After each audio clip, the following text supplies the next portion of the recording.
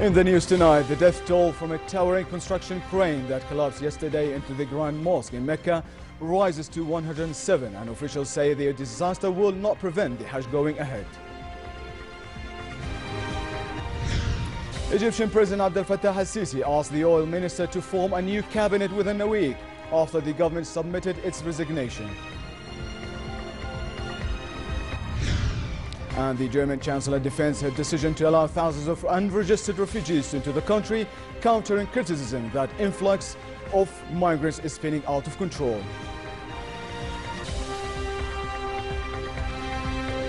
Good evening and welcome to the News at 10. His Majesty the King telephoned Saudi King Salman bin Abdulaziz Al Saud to express his heartfelt condolences and sympathies over the death yesterday of over 100 worshippers in the tragic crane accident at the Grand Mosque in Mecca.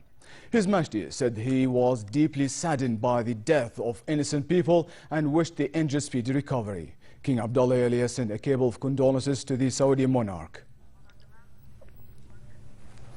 The death toll from the crane which collapsed onto the Grand Mosque in Mecca yesterday rose to 107.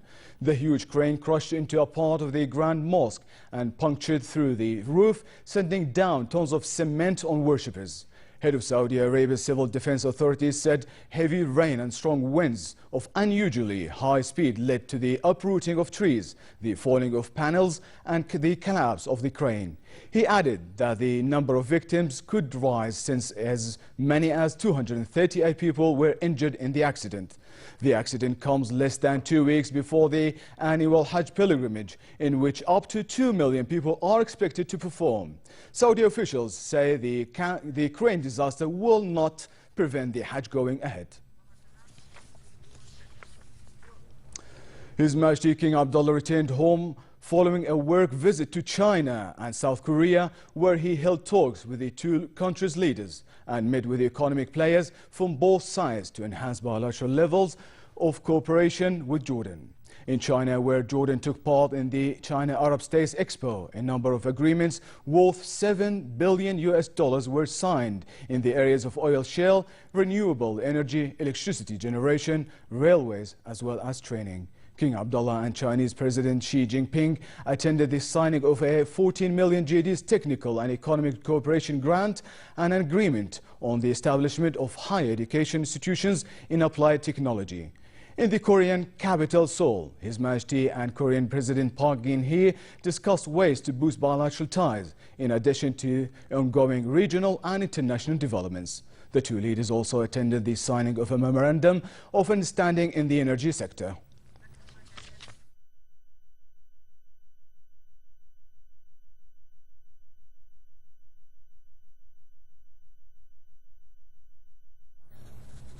Prime Minister Abdullah Mansur, accompanied by his ministerial team, met with tribal leaders and citizens of Mafraq Governorate as part of the government's field trips aimed at learning firsthand the needs of the people.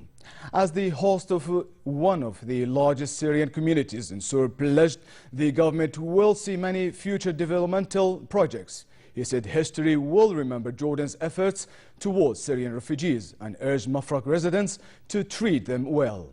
According to Mansur, projects lined up for the government cover the agriculture, industry and transport sectors, among others. The government's House representatives took turns to present their constituencies' needs, ranging from roads and housing projects, upgrading water networks, to establishing youth centers. Wrapping up the visit, cabinet ministers presented the government's planned projects covering infrastructure and services, as well as the education, water, tourism and health sectors.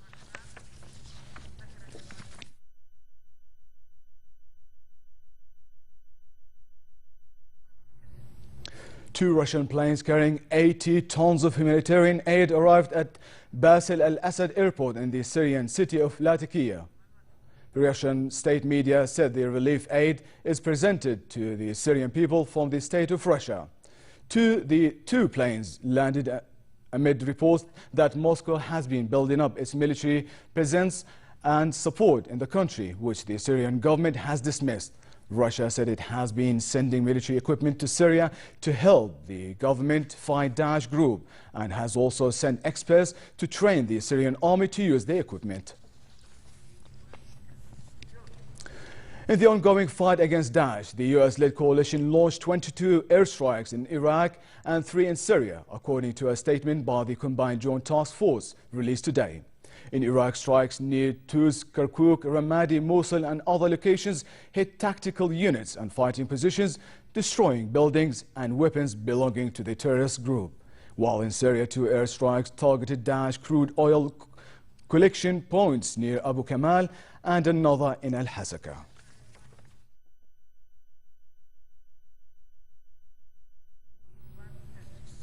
Meanwhile, Australia sent 2 warplanes into Syria for its first operational mission against Daesh terrorists. The planes returned to safe territory without dropping any bombs, but the mission represents a major ramping up of Australia's role in the international fight against Daesh. The Royal Australian Air Force is already taking part in the US-led coalition campaign against Daesh targets in Syria, but its aerial role in Syria has so far been limited to refueling and intelligence gathering. It comes as Australian Prime Minister Tony Abbott earlier announced his government would expand its air operations against the terrorists within Syria. The decision to increase military presence in Syria follows Iraq's request for international assistance, as well as a formal request from the Obama administration.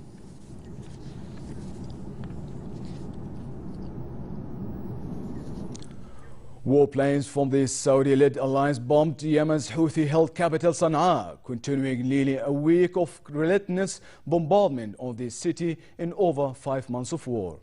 They targeted armed depots and military camps in the rebel-held capital's northern districts.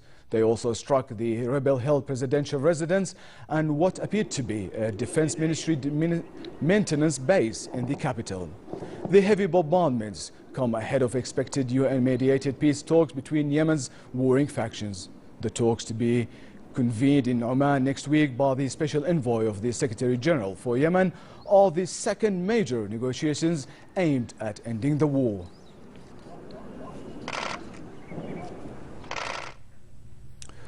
Egyptian President Abdel Fattah al-Sisi asked Oil Minister Sharif Ismail to form a new cabinet within a week after the government submitted its resignation.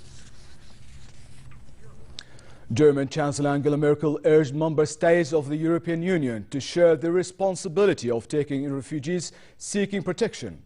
Speaking at an event of the Christian Democrats in Berlin, Merkel also said it was imperative to bring an end to the war in Syria to stem the flow of refugees, adding that needs cooperation with the United States and Russia. Thousands of refugees continue to stream into Germany every day. 3,600 arrived at Munich's main train station in the morning, and an extra 6,800 were expected to arrive during the evening.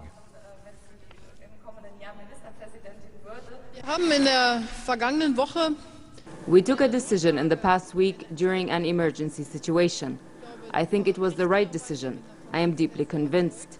People have done a great job and showed that Germany takes on its responsibility to help people seeking protection, civil war refugees, asylum seekers. But I have to say, it's not only the responsibility of Germany, it's the responsibility of all member states of the European Union. But we have a second outer border, and that's the border between Greece and Turkey. And here we need the same kind of protection, which is not ensured at the moment. Greece also has to fulfill its responsibility, and we have to initiate talks with Turkey. In Greece, the Coast Guard picked up 25 survivors in the island of Samos this morning, and 4 children were missing after the dinghy carrying them and other migrants sank off the island. And in another accident, a vessel plucked 32 people out of the sea of the Greek island of Lesbos.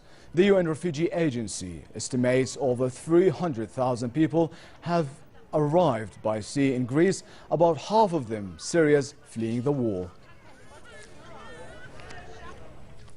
In London, meantime, demonstrators marched through the city centre demonstrating in support of refugees travelling to Europe in search of safety.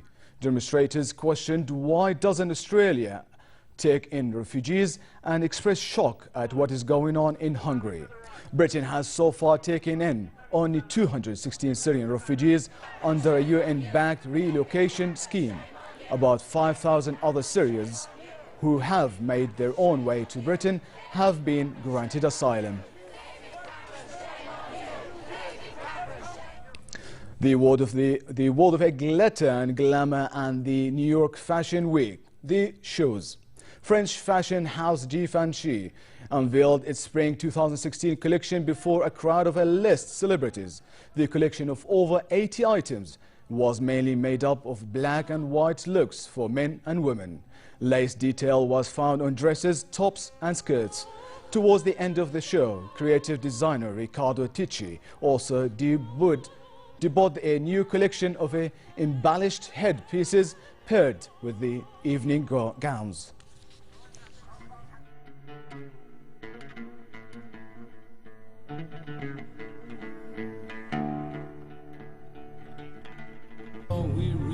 In another show, Taiwanese-American designer Jason Wu showcased a collection filled with unusual textiles. Inspired by mid-century modern furniture, models walk the runway in dresses in a raffia, flowy pieces in basket-waving textile and silk pieces with rough-top edges. Most of the collection came in muted colors of deep green, black, silver and rusty brown. The looks were completed with matching shoes, peep-toe pumps or sandals, and the Sovi handbag or a bucket bag, and also a saddle shape.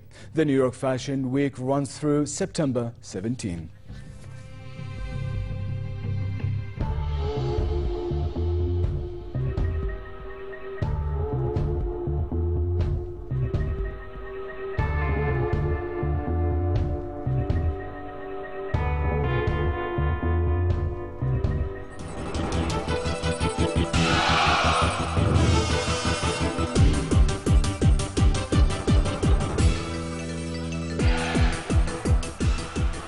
For the first time in women's Grand Slam history, two Italian players will squad off for the right to hoist prestigious hardware in the US Open.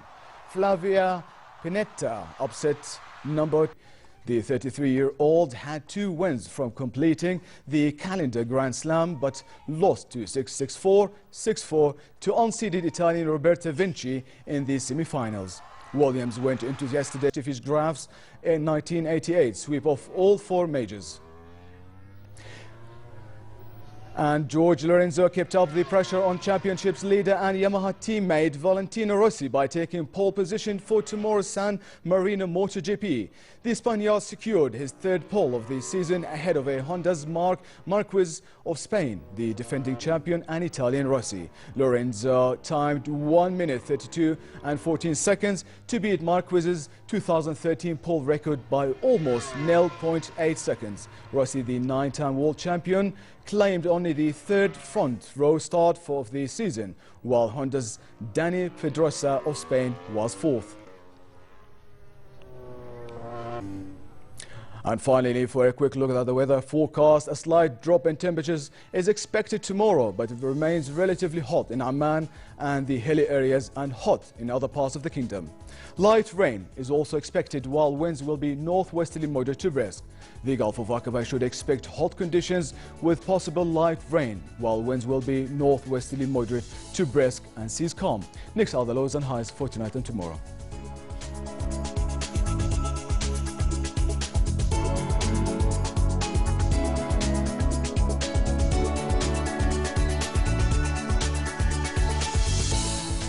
And to close, here are our top stories once again. The death toll from a towering construction crane that collapsed yesterday into the Grand Mosque in Mecca rises to 107, and officials say the disaster will not prevent the Hajj going ahead. Egyptian President Abdel Fattah al-Sisi asked the oil minister to form a new cabinet within a week after the government submitted its resignation. And the German Chancellor defends her decision to allow thousands of unregistered refugees into the country, countering criticism that the influx of migrants is spinning out of control. And with that, we come to the end of tonight's news. I'm Loa Balkar. Thank you for watching. Have a good night.